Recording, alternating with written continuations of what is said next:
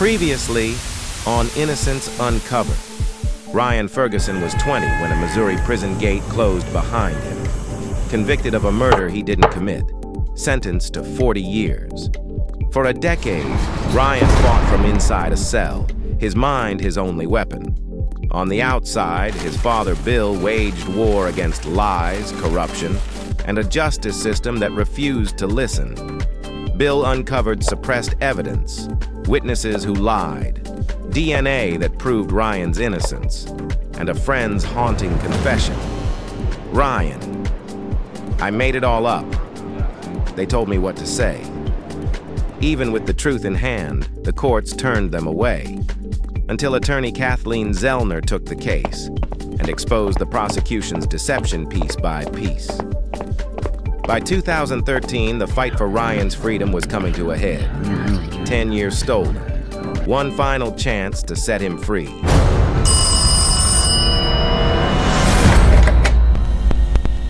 For 9 years, Ryan Ferguson prayed for this moment. One yes or no would decide freedom or life in a cage. What happened next exposed a system built on lies. November 12, 2013, 11:47 a.m.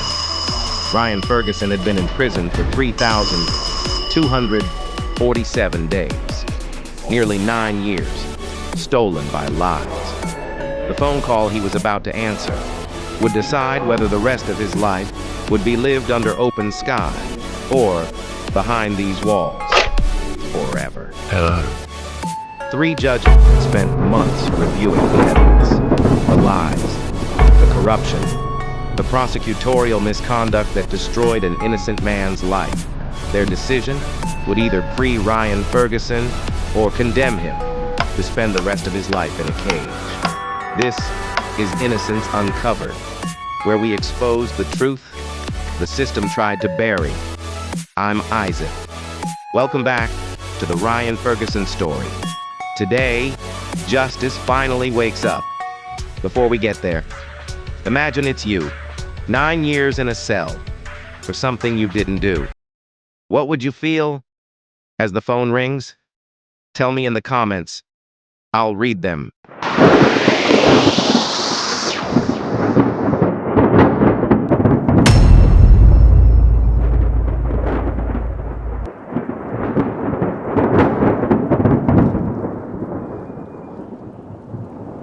Kathleen Zellner had built an unshakable case for Ryan's innocence.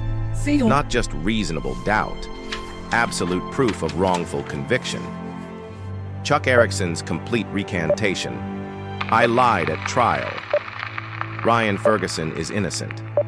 I don't remember anything from that night. Police coached me to say those things. Jerry Trump's admission of perjury. I didn't see anyone that night. Prosecutors showed me Ryan's photo and told me to identify him in court. I committed perjury. Prosecutorial misconduct so blatant. It was criminal. Hidden witness statements, suppressed alibi, evidence, concealed DNA results, buried police reports. If this makes your blood boil, hit that like button so more people see how deep this corruption went.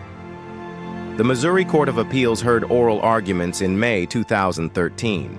For the first time, Ryan's real story was told in court. Judge Cynthia Martin reviewed the evidence and was appalled. This wasn't just a wrongful conviction.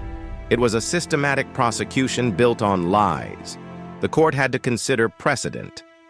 How do you overturn a conviction when the entire case was fabricated? The answer: you do what justice demands. You free the innocent man. For 6 months, Ryan waited. Every day could bring the call that would free him or condemn him to decades more. Ryan tried not to get his hopes up. He'd been disappointed too many times. But this felt different. The evidence was overwhelming. The misconduct undeniable. Surely, and after 10 years, justice would finally prevail. November 12th, 2013. A Tuesday morning, that would change everything. The 3-judge panel had reached their decision. After months of review, they were ready to announce Ryan Ferguson's fate. Kathleen Zellner got the call first. The court clerk's voice was professional, matter of fact. Ms. Zellner, the court has issued its decision in State versus Ferguson. The conviction is reversed. Mr. Ferguson is to be released immediately. Kathleen had freed dozens of innocent people, but this moment never got old. Justice, finally. She immediately called the prison. Ryan needed to know. Ryan picked up the phone expecting another delay, another setback, another year of waiting. Instead, he heard the words he'd dreamed of for 9 years. Ryan, sit down. The Missouri Court of Appeals has overturned your conviction. You're going home today. Pause for a second. Can you imagine hearing those words? After 3,247 days, in a cage? Ryan Ferguson had never cried in prison. Not once in 9 years. But now, the tears came. Within hours, the prison was processing his release. After 3,247 days behind bars, he was walking out. Bill Ferguson dropped everything and raced to Jefferson City Correctional Center. His son, his innocent son, was finally coming home. Word spread quickly. Local news, national media, everyone wanted the story. An innocent man freed after nearly a decade. The prosecution exposed as corrupt. This was the story America needed to hear. 6:23 p.m. November 12, 2013. Ryan Ferguson walked out, a free man. He was 29 years old.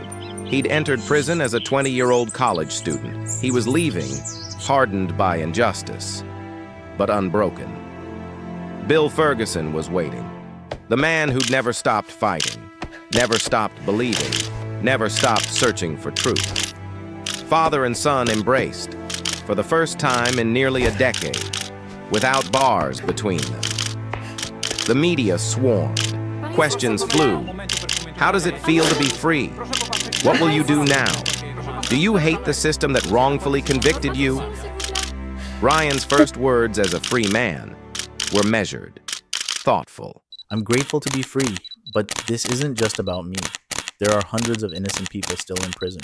We need to fix the system that allowed this to happen. Chuck Erickson watched from his own prison cell. The friend he'd falsely accused was free. The guilt that had haunted him began to lift. For Kent Heitholt's family, Ryan's release was bittersweet. They'd believed in his guilt for over a decade. Now, they had to accept that Kent's real killer had never been caught. The prosecutors who'd built careers on this case, no comment, no apology, no acknowledgement. That night, Ryan slept in a real bed for the first time in 3,247 days. No bars, no guards, no lockdowns. But freedom, after wrongful conviction, isn't simple. 10 years of life were stolen. His 20s, gone. And Ryan knew his fight wasn't over. His freedom was just the beginning.